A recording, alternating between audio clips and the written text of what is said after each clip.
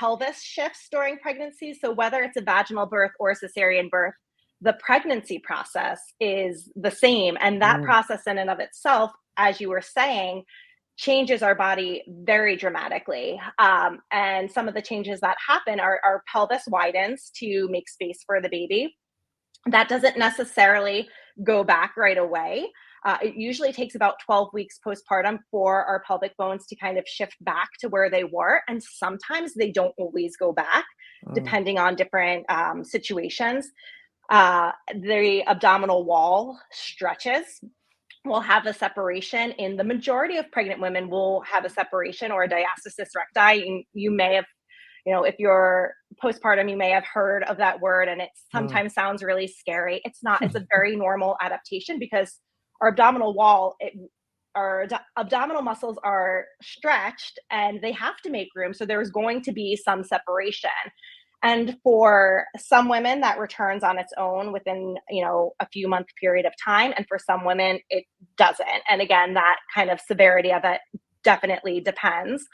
But because of the stretching that occurs, the muscles are weaker.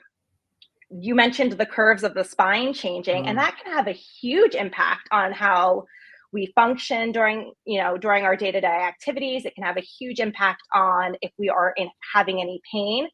Our breathing is changed, and that doesn't always go back to the way it was. In fact, it more likely than not does not return back to that pre-pregnancy state unless we are mindfully rehabilitating our body to work on bringing the ribs closer back together, on kind of normalizing the muscle balances in our body to kind of reestablish our pre-pregnancy posture and curves.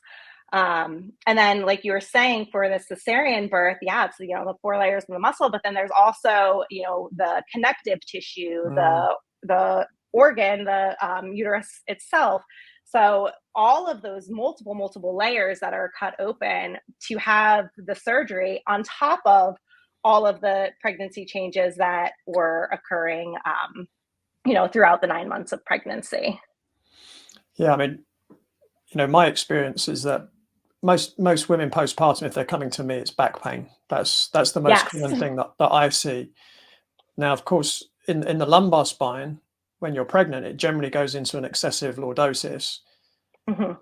You've also got the loosening of the connective tissues, which you mentioned, but also the pelvis is anteriorly rotated, which then unlocks the sacroiliac joints, which now become more unstable under Mhm. all this load of the baby in the abdominal cavity as well.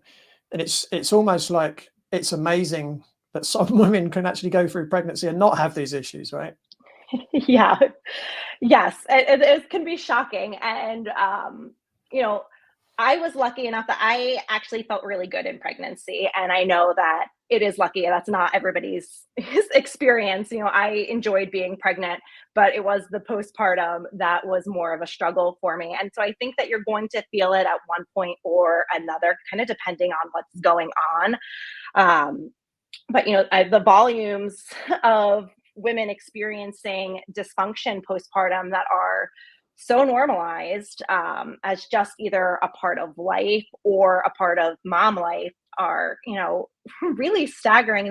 The amount of women, like you said, who have back pain, that don't always initially realize that it's because of the postpartum changes that had occurred, the pregnancy and Mm. postpartum changes, or pelvic pain, things like urinary incontinence or leaking. And again, to the point of it not just going away, there are studies that show if you're having leaking, if you're having urinary incontinence at 3 months postpartum, you are at a 92% chance or risk of having it at 5 years postpartum. So these things don't just happen to Mm. go away on their own if they're not addressed. The back pain most often won't get better on its own if it's not addressed.